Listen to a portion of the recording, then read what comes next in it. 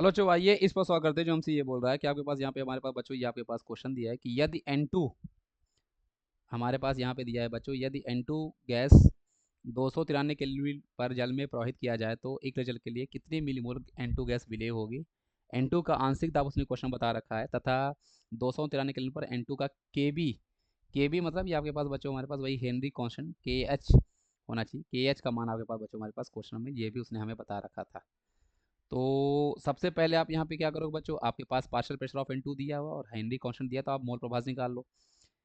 तो partial pressure of N2 Henry constant आपके पास दिया है, मोल प्रभाव आपके पास यहाँ पे N2 निकल के आ जाएगा। ये वैल्यू आपके पास क्वेश्चन में बच्चों 0.987 बार दिया हुआ है। हेनरी कांस्टेंट आपके पास बच्चों 76.48 किलो बार मतलब 10⁻³ आपके पास दिया है इंटू एक्स ऑफ N2।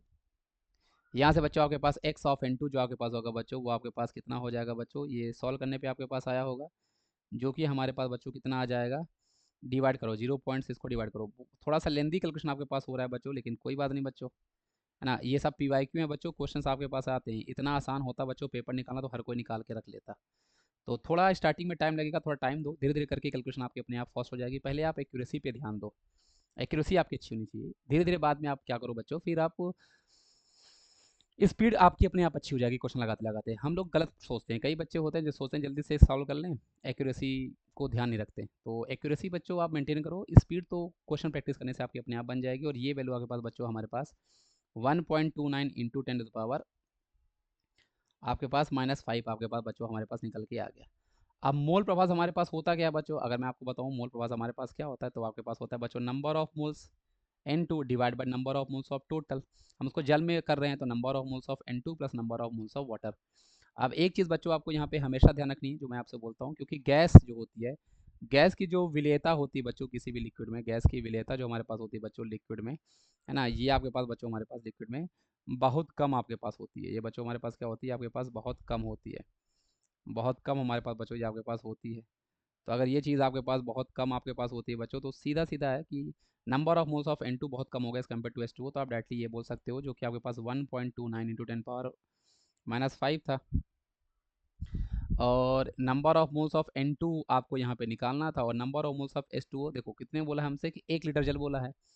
तो जो पानी होता है बच्चों, पानी की जो डेंसिटी होती है बच्चों आपके पास 1 ग्राम/ml होती है। तो 1 लीटर मतलब 1000 ml, तो यहाँ से मास आपका कितना आ जाएगा बच्चों पानी का, 1000 ग्राम। 1000 ग्राम आपका बच्चों यहाँ पे मास आ जाएगा। तो आप यहाँ पे नंबर ऑफ मोल्स नहीं निकाल सकते, 1000 डिवाइड बाई 18 कर दोगे तो नंबर ऑफ मोल्स आ जाएगा। तो यही हमारे पास बच्चों 55.55 आपका इसका मोल आ जाएगा, जिसको हम क्रॉस मल्टीप्लाई करेंगे तो हमारे पास आंसर बच्चों आपके पास 0.716 आपके पास number of moles of N2 आपके पास निकल के बच्चों, इसको क्रॉस मल्टीप्लाई करोगे तो 0.716 मिली मोल आपके पास निकल के आएगा, जो कि आपके पास ऑप्शन नंबर ए हमारे पास हो जाएगा।